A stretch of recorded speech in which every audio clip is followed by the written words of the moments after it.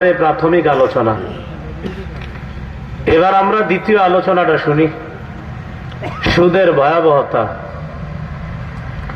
সুদের 16টা ভয়াবহতা আপনাদের সামনে বলবো, মন দিয়ে আপনারা একটু শোনেন। ভয়াবহতা নাম্বার 1, সুদ হারাম। এটা জানার পরেও যে ব্যক্তি সুদ খাবে, সুদ হারাম এটা জানার পরেও যে ব্যক্তি সুদের কারবারে লিপ্ত হবে, এই ব্যক্তি যেন আল্লাহ আর আল্লাহ রসুলের বিরুদ্ধে যুদ্ধের প্রস্তুতি নেয়। সুদ হারাম এটা জানার পরেও যে ব্যক্তি সুদ খাবে, সে যেন আল্লাহ আল্লাহ রসুলের বিরুদ্ধে যুদ্ধের প্রস্তুতি নেয়। হলো সুদের 1 নম্বর ভয়াবহতা। সূরা বাকারা 279 নম্বর আয়াতে আল্লাহ বলেন, فَإِن لَّمْ تَفْعَلُوا فَأْذَنُوا بِحَرْبٍ مِّنَ اللَّهِ وَرَسُولِهِ। যদি তোমরা সুদের কারবার থেকে ফিরে না আসো, তাহলে আল্লাহ আর তার রাসূলের বিরুদ্ধে যুদ্ধের ঘোষণা দিয়ে দাও। যদি তোমরা সুদের কারবার থেকে ফিরে না আসো, আল্লাহ আর তার রাসূলের বিরুদ্ধে যুদ্ধের ঘোষণা দিয়ে দাও। আল্লাহর পক্ষ থেকে যুদ্ধের ঘোষণা নাও, নবীর পক্ষ থেকে যুদ্ধের ঘোষণা নাও। এলাকায় যারা সুদ খায় তাদেরকে জানায় দেন, যদি সুদের কারবার ছেড়ে না দেয়, তারা যেন আল্লাহ আল্লাহ রসুলের সাথে যুদ্ধের প্রস্তুতি নেয়। এটা সুদখোরদের উপর আল্লাহ তাআলা কঠিন নিষেধাজ্ঞা দিয়েছেন।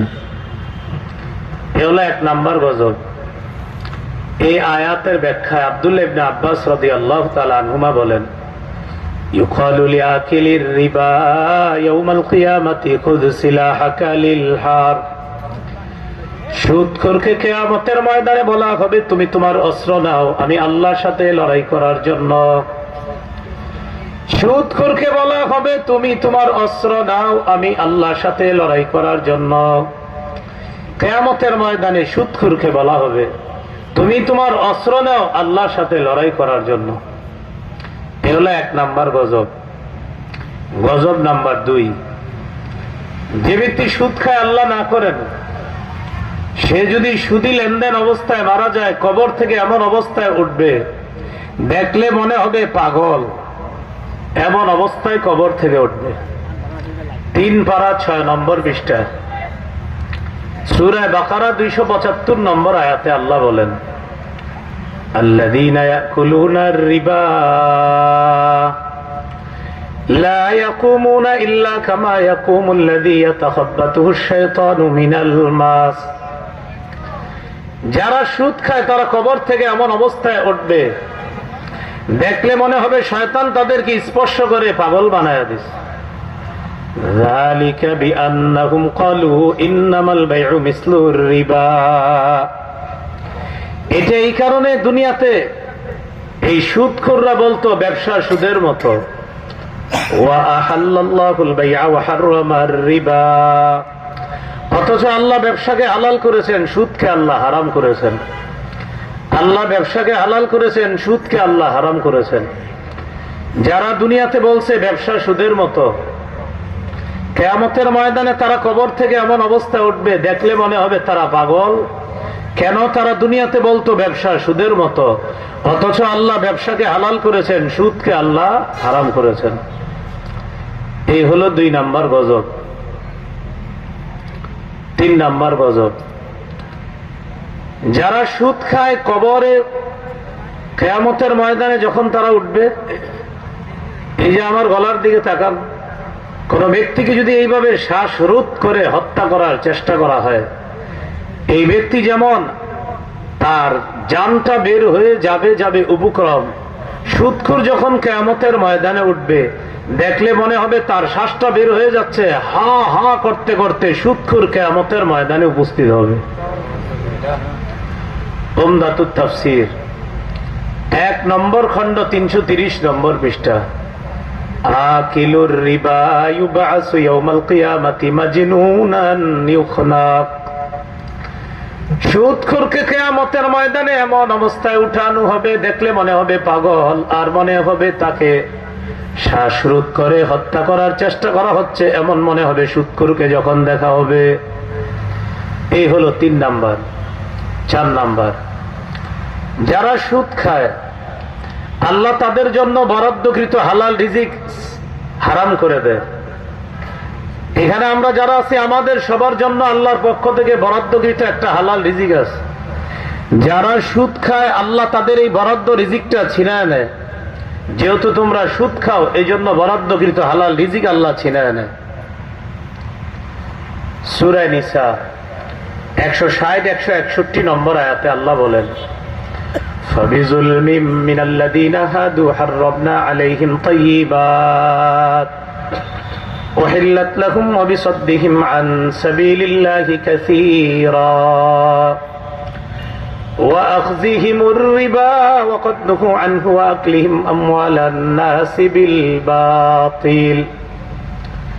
ইহুদিরা জুলুম করার কারণে আমি আল্লাহ তাদের জন্য বরাদ্দকৃত হালাল রিজিক হারাম করে দিলাম।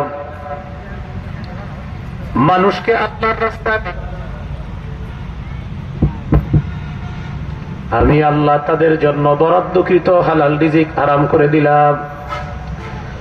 ওয়া আখযিহিমুর রিবা ওয়া ক্বাদ নুহু আন, সুদের অর্থ গ্রহণ করার কারণে আমি আল্লাহ তাদের জন্য বরাদ্দকৃত হালাল রিজিক হারাম করে দিলাম। ওয়া আকলিহিম আমওয়ালান নাসি বিল বাতিল, মানুষের সম্পদ অন্যায়ভাবে আত্মসাৎ করার কারণে আমি আল্লাহ তাদের জন্য বরাদ্দকৃত হালাল রিজিক হারাম করে দিলাম। বলি নাউযুবিল্লাহ। এই জন্য মনে রাখবেন, 4 অপরাধে বান্দা তার হালাল রিজিক থেকে বঞ্চিত হয়। 1 নাম্বার জুলুমের কারণে, 2 নাম্বার মানুষকে আল্লাহর রাস্তায় বাধা দেওয়ার কারণে, 3 নাম্বার সুদ গ্রহণ করার কারণে, 4 নাম্বার অন্যের সম্পদ অন্যায়ভাবে আত্মসাৎ করার কারণে। এই 4 অপরাধে আল্লাহ তাআলা বান্দার জন্য বরাদ্দকৃত হালাল রিজিক আল্লাহ হারাম করে দেয়। আল্লাহ আমাদেরকে এই 4 অপরাধ থেকে বাঁচার তৌফিক দান করেন। এই হলো 4 নাম্বার গজব। গজব নাম্বার 5, যারা সুদ খায়, আপনাদের এলাকার নাম আলিকটেক। আল্লাহ তাআলা আলিকটেক এলাকায় গজব দিতে চান না। যারা সুদ খায়, এই সুদখোরেরা আল্লাহর পক্ষ থেকে গজব টাইনা নিয়ে আসে না। আল্লাহ আপনি দেন, গজব লাগবে। আল্লাহ গজব দিতে চান না, এরপরেও তারা গজবটা টাইনা নিয়ে আসে। আর তারগীব ওয়াত তারহিব হাদিসে একটা কিতাব, এই কিতাবের 3 নম্বর খণ্ড 69 নম্বর পৃষ্ঠা।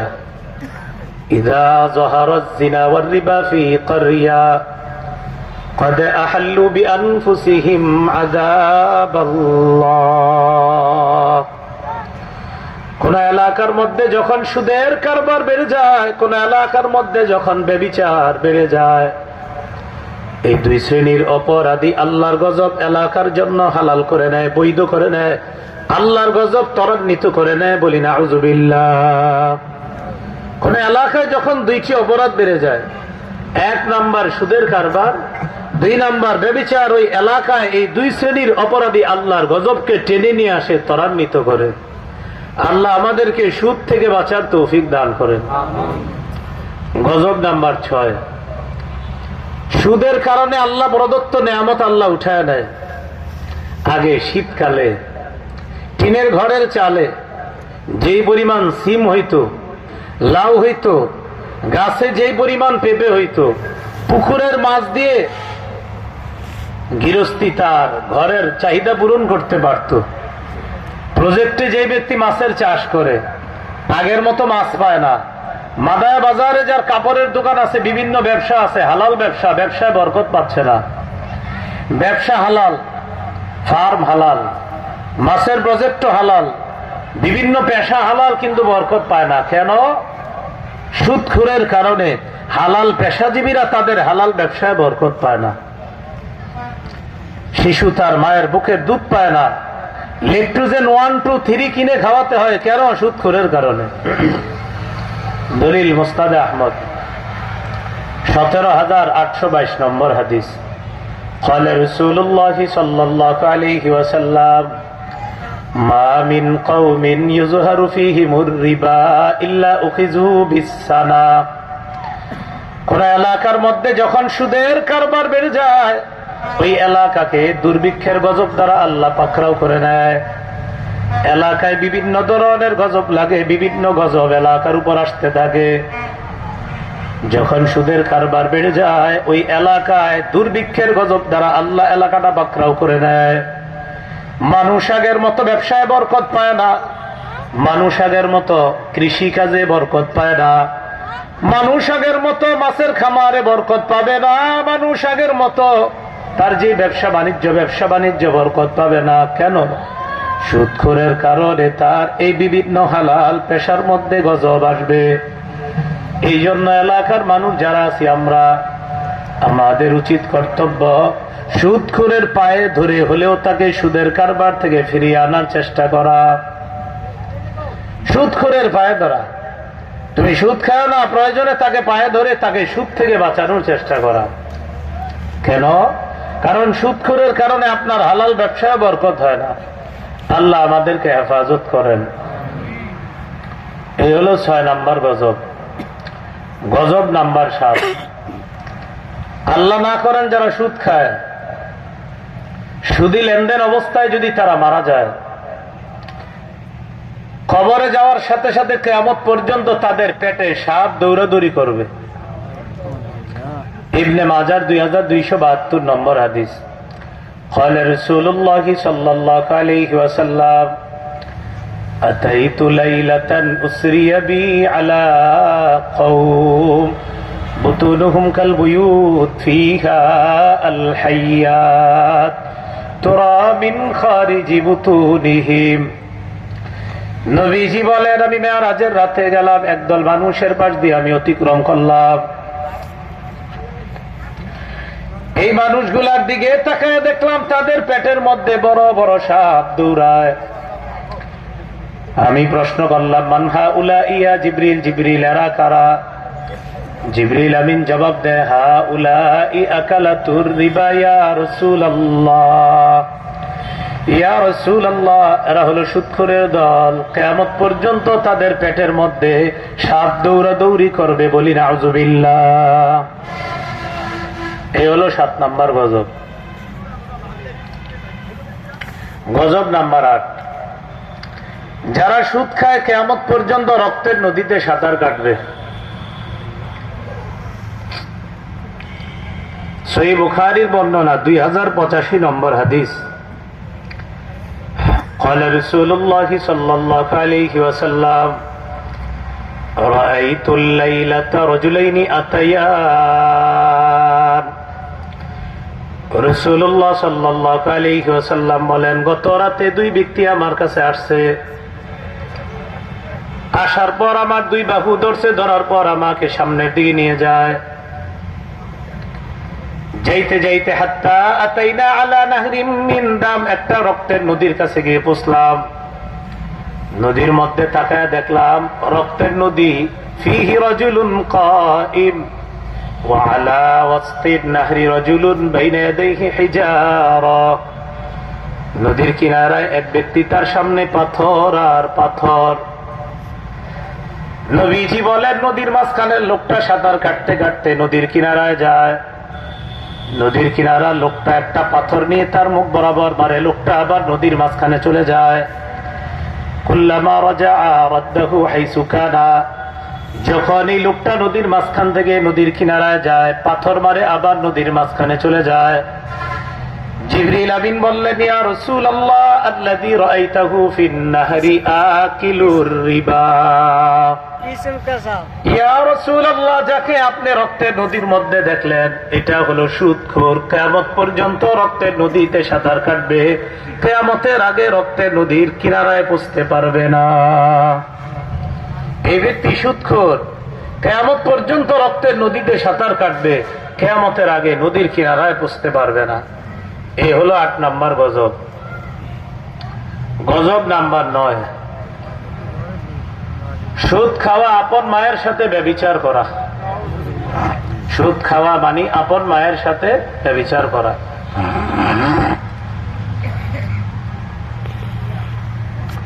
ইবনে মাজাহ 2274-75 নম্বর হাদিস। আর রিবা 70 হুবা, আইসারুহা আইয়ানকিহার রাজুলু উম্মাহ। সুদের 70টা শাখা, সর্বনিম্ন শাখা আপন মাকে বিয়ে করা, মানে আপন মায়ের সাথে ব্যভিচার করা।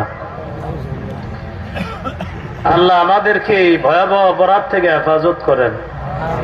এই হলো 9 নাম্বার।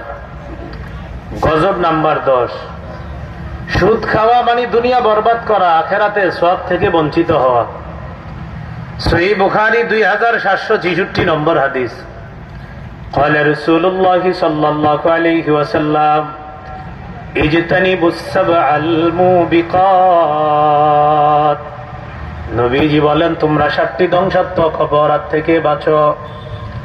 সাহাবীগণ জিজ্ঞাসা করলেন, ওমা কুন্না ইয়া রাসূলুল্লাহ, হুজুর এই 7টি ধ্বংসাত্মক অপরাধ কি আপনার কাছে জানতে চাই। নবীজি বললেন, 1 নাম্বার শিরকু বিল্লাহ, আল্লাহর সাথে শিরিক করা। 2 নাম্বার সিহরু, জাদু করা। 3 নাম্বার কতলুন নাফসিল্লাতী হারামাল্লাহু ইল্লা বিল হক, অন্যায়ভাবে কোনো মানুষ হত্যা করা।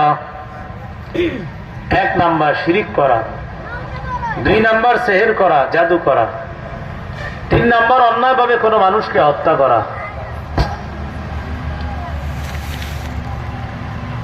তো 1 নাম্বার শিরিক করা, এটা নিষেধ।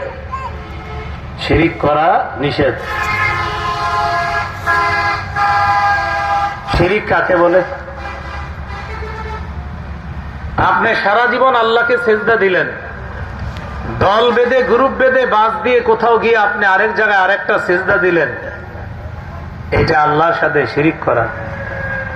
সূরা জুমারের 65 নম্বর আয়াতে আল্লাহ বলেন, লাইন আশরাকতা লায়াহবাতান্না আমালুকা, যদি তুমি শিরিক করো অবশ্যই অবশ্যই তোমার আমল বরবাদ হয়ে যাবে।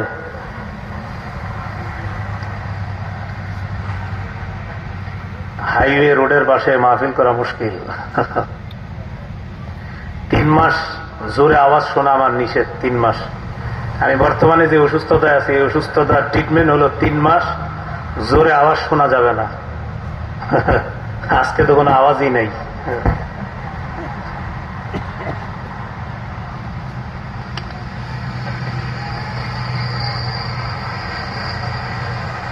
শিরিক করলে আল্লাহ তাআলা বলেন তোমার সমস্ত আমল বরবাদ হয়ে যাবে। লাইন আশরাকতা, যদি তুমি শিরিক করো, লায়াহবাতান্না আমালুকা, অবশ্যই অবশ্যই তোমার সকল আমল বরবাদ হয়ে যাবে যদি তুমি শিরিক করো। আল্লাহ আমাদেরকে শিরিক থেকে হেফাজত করেন। 2 নাম্বার সিহরু, জাদু করা।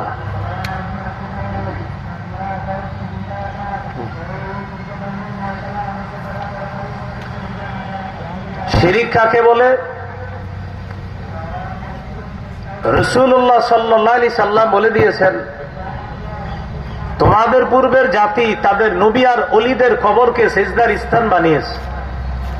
আলা তাত্তাখিজুল কুবুর মাসাজিদা, তোমরা তোমাদের কবরকে সিজদার স্থান বানিও না। শোনো, তোমাদের পূর্ববর্তী জাতি তাদের নবী ওলিদের কবরকে সিজদার স্থান বানিয়েছে, তোমরা তোমাদের কবরকে সিজদার স্থান বানিও না। এটা আল্লাহ রাসূল সাল্লাল্লাহু আলাইহি সাল্লাম নিষেধ করে দিয়েছেন। ইন্তেকালের 5 দিন আগে রাসূল সাল্লাল্লাহু আলাইহি সাল্লাম বলেছেন, তোমাদের পূর্ববর্তী জাতি তাদের নবী ওলিদের কবরকে সিজদার স্থান বানিয়েছে, তোমরা কিন্তু আমার কবরকে বা কোন নবী ওলিদের কবরকে সিজদার স্থান বানাবা না।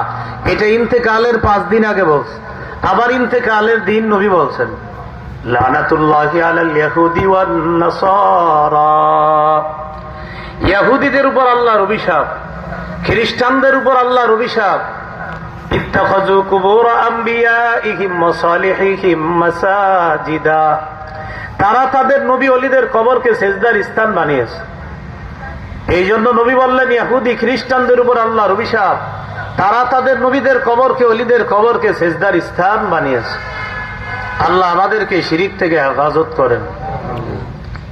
2 নাম্বার সিহরু, জাদু করা। জাদু কাকে বলে? অনেক ইয়াং যুবক আছে, তারা অবৈধ প্রেম করে। প্রেম করার পর মেয়ের বাবা যদি মেয়ের বিয়ে আরেক জায়গায় ঠিক করে, এখন এই ছেলে মেয়েরে জাদু করে, তুমি যখন আমার হলে না, কারো হতে দিব না। জাদু করে তার বিয়ে আটকায় রাখে। এটা নিষেধ, এটা অন্যায়। এইভাবে জাদু করা, একটা মেয়ের জীবন বরবাদ করে দেওয়া, এটা অন্যায়। অনেক ছেলে আছে ওই মেয়ের বিয়ে করতে না পাইরা ফাঁসি দেয়, তোমাকে পাবো না তো এই জীবন রেখে কোনো লাভ নাই। ধর্মী আপনি কাপুরুষের পরিচয় দিয়েছেন। এই মেয়ের বিয়ে করতে পারেন না, তুই কি আরেকটা বিয়ে করবেন? বিয়ে করে আইসা মেয়ের বাপের জানাই দিবেন আপনারটা দেন নাই বিয়া, আমি আরেকটা বিয়ে করছি দেখেন। এটা না করে মেয়েরা জাদু করে, জাদু করে তার বিয়ে আটকায় রাখে, মেয়েকে সেহের করে। এগুলা না করা, সেহের না করা, শিরিক না করা। এক ব্যবসায়ী আরেক ব্যবসায়ীকে দেখতে পারে না, দেখতে না পাইরা তার ব্যবসার ক্ষতি করার জন্য জাদু করে, সেহের করে, শিরিক করে। এগুলা কুফুর করা। এই সেহের করা কুফুর। বলেন সেহের করা কি? এগুলা করা যাবে না। 1 নাম্বার শিরিক করা নিষেধ, 2 নাম্বার সেহের করা, জাদু করা নিষেধ, 3 নাম্বার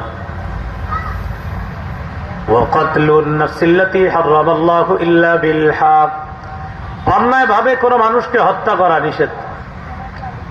আমাদের বাংলাদেশে হত্যা করা তো এখন সহজ পানিবাদ হয়ে গেছে। একজন আরেকজনকে হত্যা করে 50 জন ভিডিও করে, মাইকটা ঠিক মতো হয়েছে কিনা। হ্যাঁ, মিটফুটে যাকে মানলো, মিটফুট। শরীফ ওসমান হাদি তারটা তো আপনার গুলি করে ভাগছে, এটা বেশি জন ভিডিও করতে পারে নাই। মিটফুটের যেটা 3 জনে মারতেছে পাথর আর অসংখ্য মানুষ ভিডিও করতেছে। আপনারা বলেন এই 3 জনকে যদি 30 জন বাধা দিত, কি আটকাইতে পারতো না? কিন্তু বাধা দেয় না। কেন বাধা দেয় না? বাধা দিলে ভিডিও হবে না, ভিডিও যদি না হয় ফেসবুকে আপলোড হবে না, ফেসবুকে যদি আপলোড না হয় তাহলে আমার পেজ সারা বাংলাদেশ চিনবে না। আমাদের মানসিক অবস্থা এমন, একটা মানুষ মারা যাক তারপরে আমার ফেসবুক পেজটা যেন সারা দুনিয়া চিনে। এই প্যান্ডেলের দিকে তাকান, কথার কথা।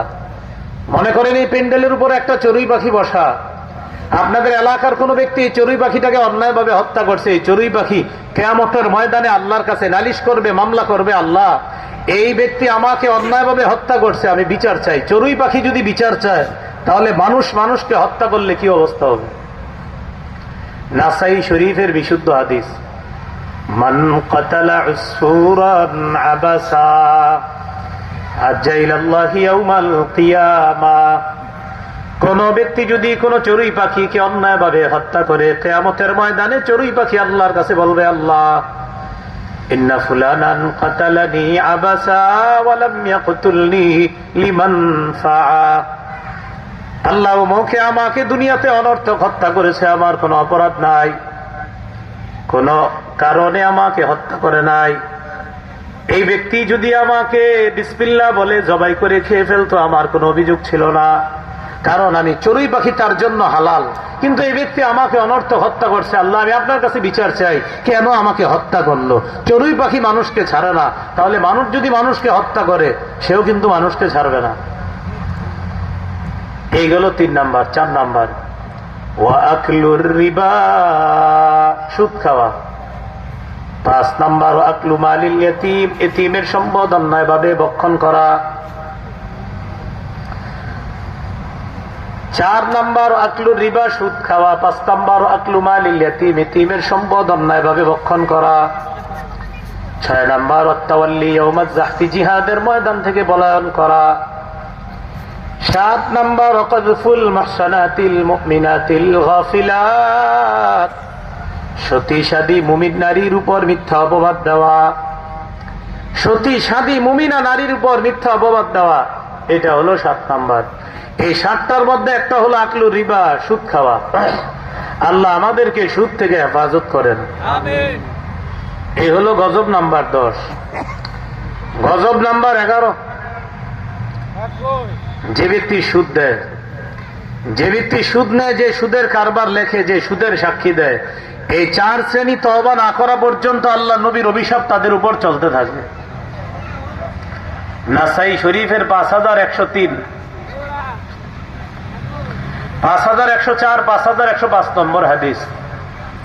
عن علي بن أبي طالب رضي الله تعالى عنه أن رسول الله صلى الله عليه وسلم লাআনা আকিলার রিবা ওয়া মুকিলা ওয়া কাতিবা ওয়া শাহিদা। আল্লাহর নবী সুদখোরকে অভিশাপ দিয়েছেন। যে ব্যক্তি সুদ দেয়, যে ব্যক্তি সুদ নেয়, যে সুদের কারবার লেখে, যে সুদের সাক্ষী দেয়, 4 শ্রেণীর উপর আল্লাহ রসুলের অভিশাপ, যতক্ষণ তওবা না করবে। আল্লাহ আমাদেরকে হেফাজত করেন। এই হলো 11 নম্বর গজব। গজব নাম্বার 12, জেনে শুনে সামান্য সুদ খাওয়া 36 বার জিনা করার চেয়ে বড় অপরাধ করা। মুসনাদে আহমদ 22,957 নম্বর হাদিস। এই হাদিসের মধ্যে আছে দিরহামু রিবান ইয়াকুলহু আর-রাজুলু ওয়া হুয়া ইয়ালামু আশাদ্দু মিন 36 জিনা। জেনে শুনে সামান্য সুদ খাওয়া 36 বার ব্যভিচারের চেয়ে বড় অপরাধ করা। জেনে শুনে সামান্য সুদ খাওয়া 36 বার জিনা করার চেয়ে বড় অপরাধ করা। আল্লাহ আমাদেরকে সুদ থেকে হেফাজত করেন। গজব নাম্বার 13, যে ব্যক্তি সুদী লেনদেন অবস্থায় মারা যায়, আল্লাহ না করেন এই ব্যক্তি মারা যাওয়ার পর আল্লাহ তাকে জান্নাত না দেওয়া, নিজের উপর আল্লাহ অবধারিত করে নেয় যে আমি ফয়সালা করে নিলাম, তোকে আমি জান্নাত দিব না।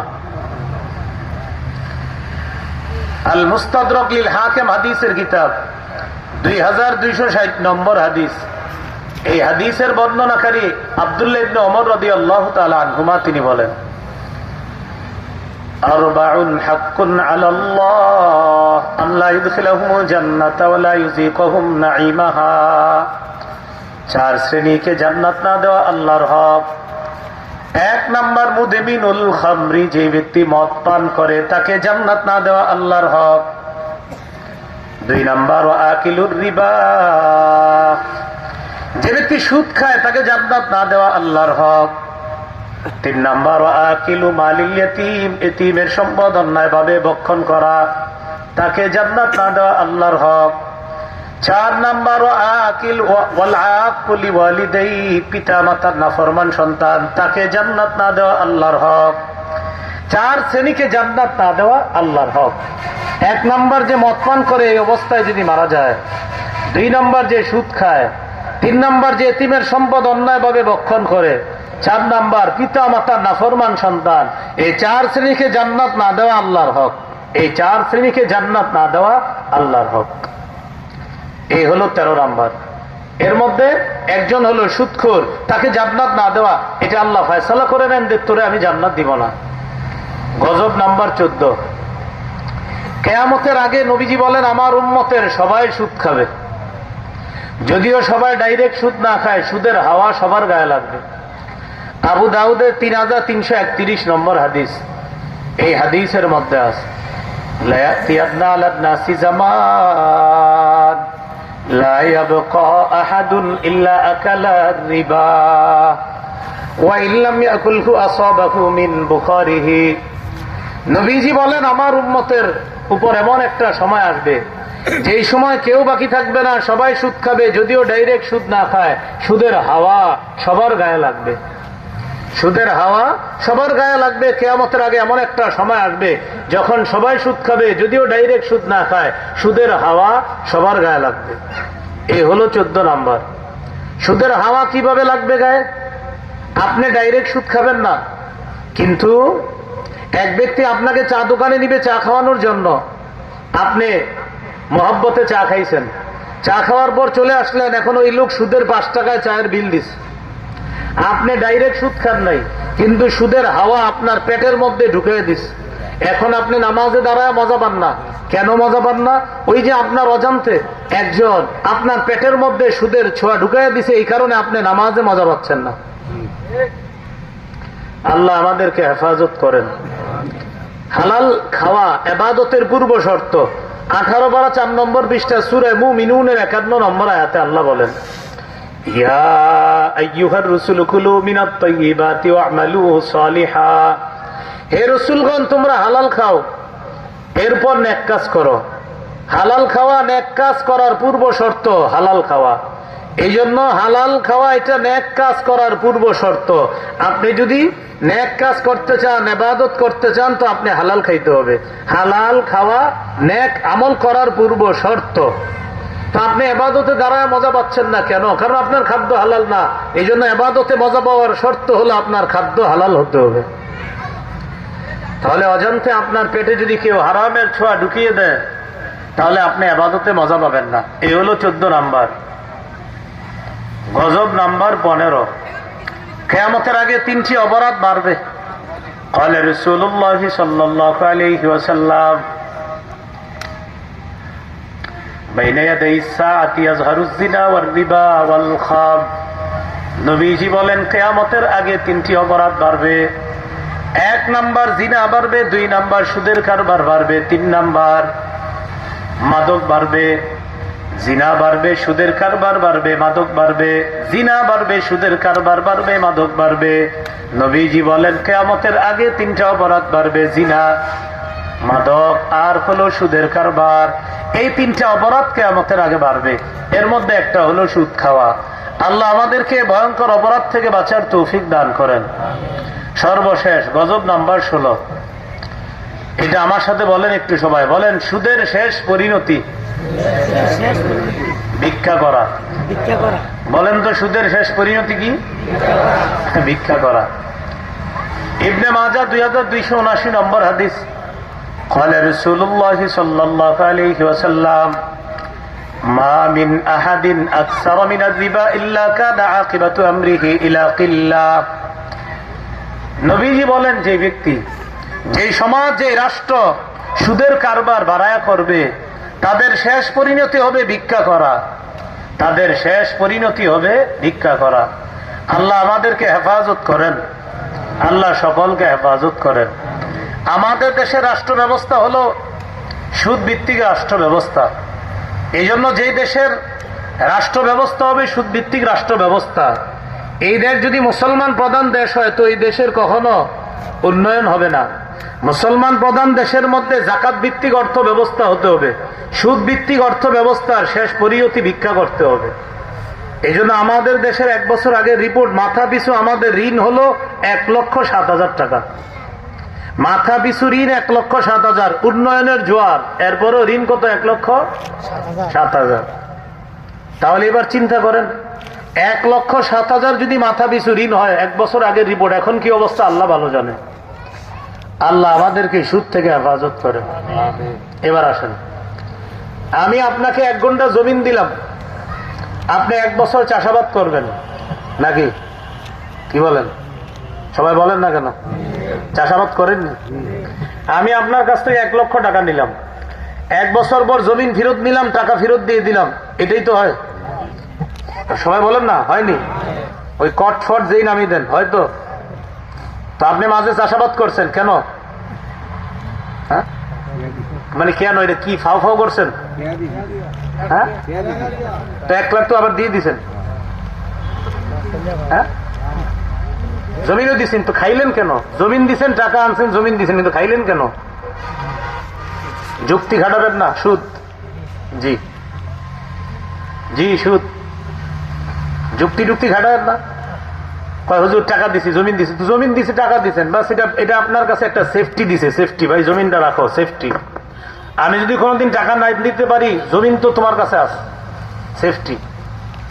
এটাকে বাংলায় বলে বন্ধক, আরবিতে বলে রেন।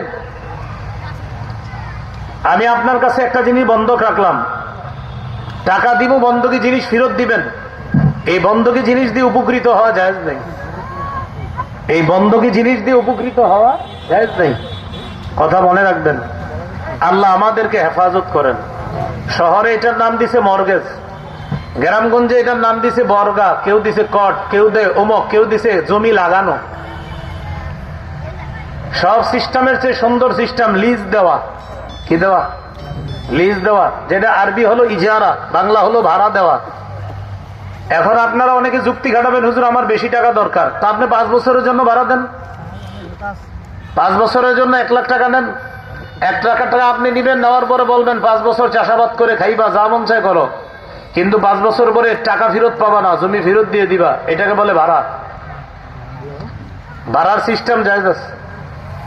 আপনারা যে সিস্টেম করছেন এটা জায়েজ নেই। আল্লাহ আমাদেরকে হেফাজত করেন। তাহলে এই জাতীয় সিস্টেমে আমরা লেনদেন করব না।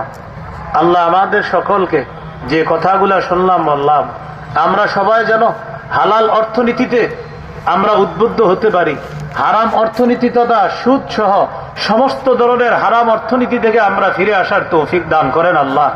আমাদের সকলকে আল্লাহ কবুল করেন। আমরা যেন হালাল শরীরটা নিয়ে কবরে যেতে পারি, আল্লাহ তৌফিক দান করেন। সুদের ব্যাপারে আরো বিস্তারিত জানবেন। আমার গাড়িটা যদি আশেপাশে থাকে, এখানে দেখেন আমার একটা কিতাব আছে, নাম হলো পাপ। 2 খণ্ডের কিতাব, 600 পৃষ্ঠার কিতাব। আমি বলি সবাই কিতাবটা সংগ্রহ করেন, একটা পৃষ্ঠাও বাদ রাখবেন না, একদম পৃষ্ঠা পৃষ্ঠা পড়বেন। আপনি সুদ সহ আরো যত ভয়ঙ্কর পাপ আছে, এই পাপগুলো এখানে বিস্তারিত আলোচনা আছে। এই আলোচনাগুলো আমরা পড়ার চেষ্টা করব ইনশাআল্লাহ। আপনি সুদে সহ আরো অনেকগুলা পাপের আলোচনা, এই আলোচনাগুলো আপনি পড়বেন। আর একটা সংকলন আছে মিম্বরে আমানত, 10 খণ্ডের কিতাব। এটা আলেম ওলামা সহ সর্বসাধারণ মা বোনরাও পড়াশোনা করবেন।